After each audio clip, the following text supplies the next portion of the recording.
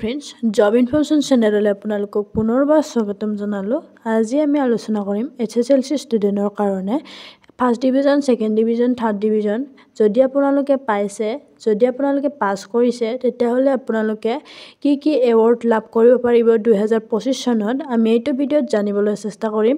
আহকচোন চাওঁ চৰকাৰে কি কি কৰিব, এইবাৰ কি ডিভিজন পালে আপোনালোকক এৱাৰ্ড দিয়া হ'ব, এইটো ভিডিঅ'ত আমি জানিবলৈ চেষ্টা কৰিম। যদি তোমালোকে first, second, third division pass কৰিছা, তেতিয়াহ'লে তোমালোকে কিছুমান এৱাৰ্ড লাভ কৰিব পাৰিবা। কি এৱাৰ্ড লাভ কৰিব পাৰিবা এইটো ভিডিঅ'ত জানিম। ফাৰ্ষ্ট অফ অল তোমালোকে পাব পাৰিবা আনন্দৰাম বৰুৱা বঁটা। তাৰপিছত তোমালোকে এপ্লাই কৰিব পাৰিবা পষ্ট মেট্ৰিকৰ কাৰণে এপ্লাই কৰিব পাৰিবা। আৰু যদি তোমালোকে ছোৱালী হয়, তেতিয়াহ'লে তোমালোকে এইবাৰ নিযুত মইনা আঁচনিও পাব পাৰিবা বুলি ইয়াতে উল্লেখ কৰা হৈছে। আৰু ইয়াতে চাব পাৰা তোমালোকে Assam Anandaram Baruah cash award scheme, তোমালোকে কেছ পইচা পাব পাৰিবা আনন্দৰাম বৰুৱা বঁটাত। ইয়াতে চাব পাৰিবা লঞ্চ কৰিছিলে 2005তে লঞ্চ কৰিছে আৰু তোমালোকে কেছ পাব পাৰিবা, পইচা পাব পাৰিবা। তোমালোকে 16,000 টকালৈকে তোমালোকে পাব পাৰিবা। এই আনন্দৰাম বৰুৱা বঁটাটো তোমালোকক 10 পাছ কৰিলে তোমালোকক দিয়া হয় বুলি ইয়াতে উল্লেখ কৰা হৈছে।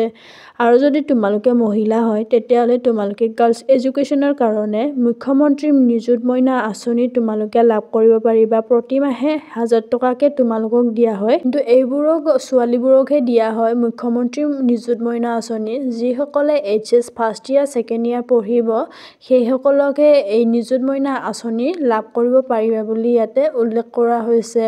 ইয়াতে চাব পাৰা 10 লাখ গাৰ্লছৰ কাৰণে নিযুত মইনা আঁচনিটো ইতিমধ্যে লঞ্চ কৰি দিছিলে, কিন্তু এইবাৰ তোমালোকে ফাৰ্ষ্ট ইয়াৰ, ছেকেণ্ড ইয়াৰতো তোমালোকে এই নিযুত মইনা আঁচনিত তোমালোকে 1000 টকাকৈ পাব পাৰিবা বুলি ইয়াতে উল্লেখ কৰা হৈছে।